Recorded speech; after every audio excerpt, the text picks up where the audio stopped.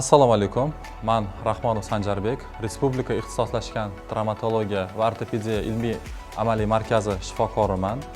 Bugun mushak va skelet tizimining shikastlanishi va kasalliklari to'g'risida gaplashamiz. Ko'pincha bemorlarda uchraydigan jarohatlar bu tizza bo'g'imi jarohatlari hisoblanadi. Tizza bo'g'imi jarohatlari yoshlari, o'rta va ulug' yoshdagi insonlarda ko'proq uchraydi. Bu ehtiyotsizlik sabab bo'lishi mumkin. Tizza bo'g'imi jarohatlarida birinchi navbatda ortoped travmatolog nazoratidan o'tish kerak bo'ladi. Tizzadagi jarohatlar bemor inobatga olish kerak bo'ladi. Tizza bo'g'imidagi jarohatlar bular jiddiy asoratlar keltirib chiqarishi mumkin agar o'z vaqtida mutaxassisga murojaat qilmaysa. Tizza bo'g'imi, chanoqson bo'g'imi, boldir oshiq bo'g'imlarida jarohatdan keyin jiddiy muammolar, ya'ni shikastlanish, og'riqlar va shunga o'xshagan salbiy asoratlar bo'lmasa, ular uy sharoitida quyidagi mashqlarni o'zlari bajarsa bo'ladi. Hozir oddiy lenta rezinka deymiz. O'sha lenta rezinkada bemorimiz mashg'ulot ko'rsatib beradilar. Hozir bemorimiz chanoqson bo'g'imi, tizza bo'g'imlariga, mushaklarga ishlov beradilar.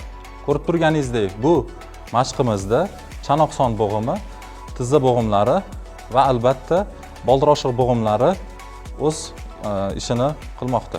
Ushbu mashq chanoqson bo'g'imi, tizza bo'g'imi va boldir oshiq bo'g'imlarini mustahkamlaydi va shuningdek son va katta boldir so'ylarini atrofidagi mushaklarni rivojlantiradi.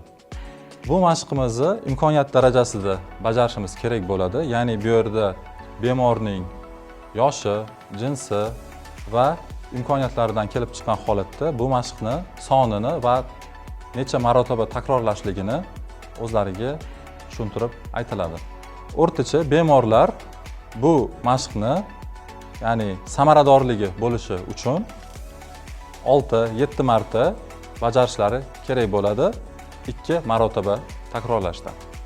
Hozir bemorimiz rezinka bilan oyoqlarini, ya'ni son mushaklarini yon tarafiga ishlaydilar. Hozir bularni ko'rsatib beradilar. Qani boshladik. Bu mashqni 3-4 marotaba bajarsa bo'ladi. Ya'ni u o'zini imkoniyatidan kelib chiqqan holatda bajarish kerak bo'ladi. Qandaydir salbiy o'zgarishlar yoki og'riqlar kuchayishini sezgan holatda darhol mutaxassisga bu haqida xabar berish kerak bo'ladi. Keyingi mashqimiz ham ushbu lenta orqali bajarishimiz kerak bo'ladi. Bunda lentani bemorning oyoq panjasiga qo'yamiz va lentaning bu yoq tarafini qo'llariga uzatamiz. Va bular hozir boldir oshiq bo'g'imlarini razrabotka qilish kerak bo'ladi. Mashqni boshlang.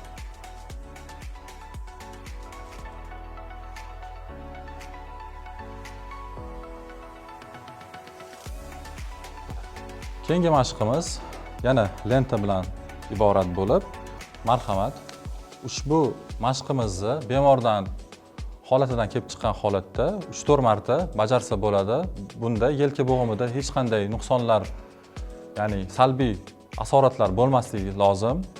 Va albatta bu mashqni reabilitolog shifokori mutaxassisi bilan bir maslahatlashib qilgan ma'qul.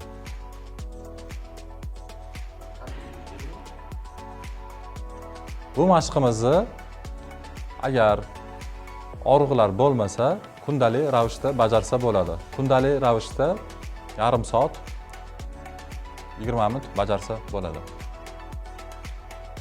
3-4 marotaba. Ushbu mashqimizni bemor o'zini ahvolidan kelib chiqqan holatda har kuni bajarsa bo'ladi, mushaklarni rivojlantirish uchun. Va albatta unutmasligimiz kerakki, qandaydir bo'g'imda og'riqlar, yallig'lanishlar, ya'ni bo'g'imdagi holatlar o'zgaradigan bo'lsa, albatta reabilitolog shifokori bilan maslahatlashish kerak bo'ladi. Keyingi mashqimiz tirsak bo'g'imlarga qaratilgan bo'ladi. Ko'rib turganingizdek, bemorimiz lentani kaftlariga olganlar va o'ng qo'llaridagi yelka mushaklariga ishlov berishyapti. Bu mashqimizni bir necha pil bajarsa bo'ladi. Ko'rib turganingizdek, qo'l pronatsiya va supinatsiya holatida bu mashqimiz bajarilyapti. Uy sharoitida, yelka bo'g'imida, ya'ni kontrakturalar va bo'g'imlarni rivojlantirish maqsadida qilinadigan mashqlarimiz hozir bemorimiz ko'rsatib beryaptilar. Bu mashqlarimizda har xil uslublardan foydalanilyapti. Ya'ni bu yerda shu kaftlarni o'zgartirish hisobiga yelka bo'g'imini mushaklariga turli xil bosimlar bo'lyapti.